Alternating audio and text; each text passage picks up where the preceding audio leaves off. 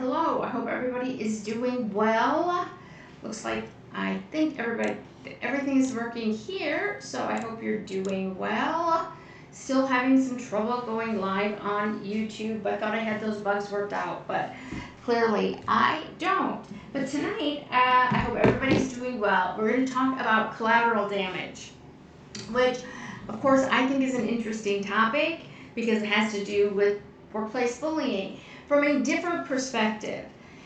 One of the things that we have a tendency to think is that workplace bullying is just an issue between me and the person who's bullying me. So basically two people, or if there's more than one bully, 2 or 3 people, but it's a very small group of people. And again, I often refer to that as referring to workplace bullying as if it's interpersonal conflict, just a couple of people in the workplace. But it really starts with the bully.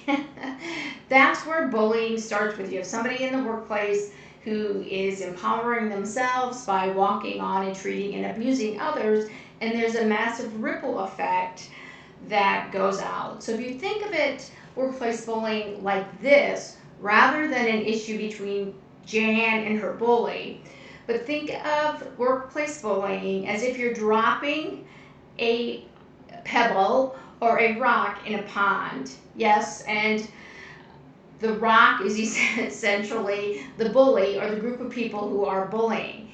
And those bullies, again, you drop that pebble in the pond, there's a ripple effect, right? You can see you drop it, and then that dropping that pebble or rock in the water has a ripple effect out. And that's exactly the same thing that happens with bullying. But we're only talking about me and my bully because that's the easiest and most digestible for people to understand workplace bullying. But when we do that, we're really undercutting the social problem of workplace abuse. Personally, I don't even like the word bullying to use it in reference with workplace abuse because we often, when we think of bullying, we think of kids, and therefore we don't understand the real impact that workplace abuse has on people and that ripple effect and the collateral damage that having somebody who's bullying in your workplace, the collateral damage and the destruction that happens. And that's what we're going to talk about tonight, kind of these unhidden truths about workplace bullying and the destruction that it causes. And so if we think about who else is affected by workplace bullying, yes, we think about bystanders, we think about leaders, we think about those people within our department or unit, in our inner circle, you might say, around the bully, and people who go along to get along and all of those kinds of things. And those are really true things. Bystanders are affected by workplace bullying. Certainly the people being abused are affected. And really, I even make the argument that the bully is affected by their own bullying, and they have a lot of negative consequences. Yes, they also get lots of positive consequences. So there's also a lot of negative consequences that bullies suffer under the radar. But we're not talking about that tonight. When we think about that ripple effect, it's all the people that core group of people who are affected by bullying, the bully, the recipient, or the person being bullied, and the bystander, but everybody else that is involved in that as well. So for example, who do you report to? Well, you might report to your supervisor, but there's also people that you set up appointments with. For example, administrative assistants, what I'm going to call and refer to as frontline workers. Those people who are getting the calls, making the appointments, but who are also fielding questions and hostility and rage from everyone in that core group who is experiencing bullying. So the core group, from what we'll talk about for this week and the next week, are the bully, bystanders in their inner circle, and the person or persons being bullied. That's a core group of people being affected. but that ripple effect affects everyone else. And there's damage and problems for those people who are involved in bullying but are not directly experiencing what those core group of people are experiencing. So for example, when we look at administrative assistants, right, people who are making appointments, fielding calls, making, kind of gatekeepers of when you get appointments, who gets appointments, and all of those things, are also people being in the bully group, right, who are affected by bullying. They're also getting some of that abuse as well. Because what happens is, and if you think about it from a logical and rational perspective, is it makes sense that bullies aren't just bullying the core group, but if somebody gets in their way, they do the same thing to anybody in the workplace because that's their normal standard of professional behavior. So if I'm a bully in the workplace and I happen to be someone who curses and yells, I don't just do it to the person that I'm abusing, I do it to anybody who gets in my way. That includes frontline workers like administrative assistants who are fielding calls and who are getting calls. They're getting calls from everybody in that core group. So for example, I was the one who was bullied. I was calling HR because I wanted an appointment with the director, and who did I have to make an appointment with? Is the frontline person at the desk. And I'm going to be honest, I was hurt, upset, emotional. That person took abuse and unprofessional behavior for me because they were in my way of where I wanted to go. And I was frustrated with HR who didn't do a damn thing for me, right? And in fact, many times what they did was, it's kind of the same sort of responses. Well, just ignore it. Are you sure you're not the problem? Are you not overreacting? Are you documenting? Do you want us to file a grievance? Right? I got the same information over and over because people who are on the front line there of managing bullying don't have the tools and are not prepared for it. They're doing what your basic organization, parameters allow for, and that's, well, go back and talk to the person. We know that makes bullying worse. Well, what about mediate? That makes it worse, right? So they're doing, kind of spitting out the same information, and every time I call, I get more frustrated, I get more irritated, I get more upset because nobody's doing anything to stop the abuse. They also get calls from bystanders, and they also get calls from bullies who in fact don't stop their behavior. They're perfectly fine bullying frontline staff, and that includes human resources, okay?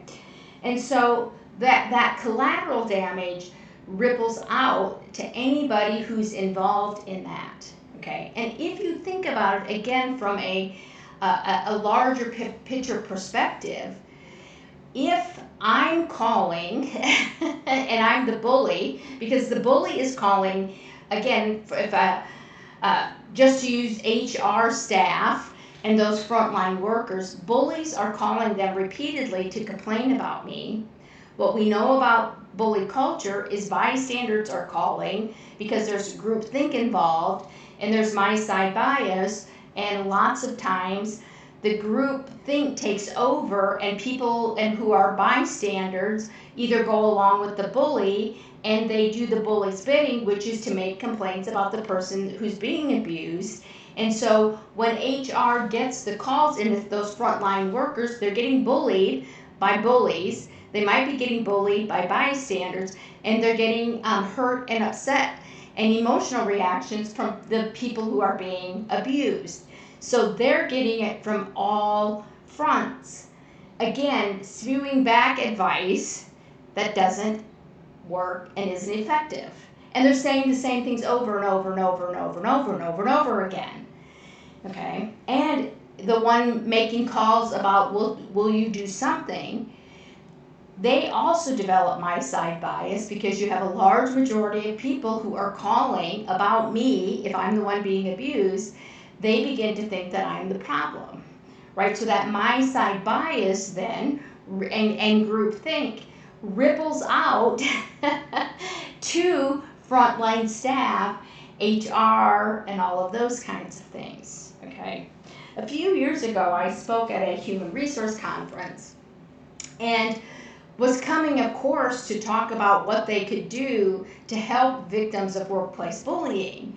And it was within probably 5 minutes of giving my, talking about workplace bullying, that I had a light bulb moment. They weren't there to talk about how they could help victims of workplace bullying. They were there because they were the ones being victimized. They were the ones being abused. Again, so it has that ripple effect. So there can be a core department or unit where there's bullying, where the ripple effects and the collateral damage cast further and further and further and goes into human resources. Now, I'm not defending human resources, because I know oftentimes they are making a lot of mistakes. That's because, for two reasons, is they don't understand the systematic complexity of workplace bullying, and they don't have the tools to better help those who are being abused and bystanders to take collective action or to do something about it, rather than giving similar sorts of same advice, okay? But that's not where the collateral damage ends. Because if you're somebody who's a bully, you want to make sure you're doing maximum amount of damage. And if you're the one being abused, you're doing everything in your power to try to get somebody to take you seriously and to hear what it is that you have to say about the abuse that you're experiencing. So you also, if you have a union, you're also reaching out and calling those people. You're calling your union representatives who are having the same experiences that your frontline staff are at human resources. And you're calling your licensing people, you're calling your associations. And the more you reach out and call, the more frustrated you get, because nobody is doing anything and you're hearing the same things over and over and over. But what we have to understand is that the behavior that's happening in that core group of where bullying is happening, again, the person who's being abused, bystanders, and bullies, those behaviors are not just happening within the four walls of that department. They are expanding. And when we don't know what to do, or we give the party line, so to speak, document, oh, you're being too emotional, you're ignoring it, what we're doing is we're responding in a way that's often very ineffective. And for those who are experiencing that collateral damage, when we don't have the tools to respond effectively, what we're doing is we're making that core group of workplace bullying, we're making it worse, but we're also damn near guaranteeing that we're going to get repeat and continued calls from that core group of workplace bullying that will continue to have and affect us. Because what ends up happening is the more I call, the more irritated you get. The more when the bully calls, the more bullying and abuse you experience. So it becomes this massive, dare I say, shit show of abuse that, again, when you drop that pebble of bullying in, has a ripple effect that goes beyond the walls of our organization. And the other thing that I think, too, is that one of the things we don't talk about is the collateral damage, again, of frontline workers, administrative assistants, human resources, even supervisors, staff, unions, and associations. But we don't talk about the collateral damage for the organizations when we have good people come into our organizations who come into a bully culture and then immediately realize that this is not a place they want to stay, and they cycle out. So often the collateral damage is high turnover, high absenteeism, right? All of these things that cost our organization a lot of money because we don't have the tools to deal with or manage workplace bullying. So what we end up doing then is when that pebble of bullying drops into the water, right, and it ripples out to everyone, the more it is allowed to continue, the more the ripples become harsher and harsher and harsher and more problematic. And it becomes more problematic not only to stop workplace bullying, but to help people who have experienced that collateral damage to be able to do their jobs effectively and to do it in a way that has our organization's best interests at heart. So it becomes very problematic, and there's an extreme amount of collateral damage that happens when we don't deal with and manage workplace bullying. So next week, right, so this week we talked about the collateral damage, right, how it just ripples out, it really affects everybody, and those people who are dealing with it, who are reporting to, who are making calls to, repeated calls, okay?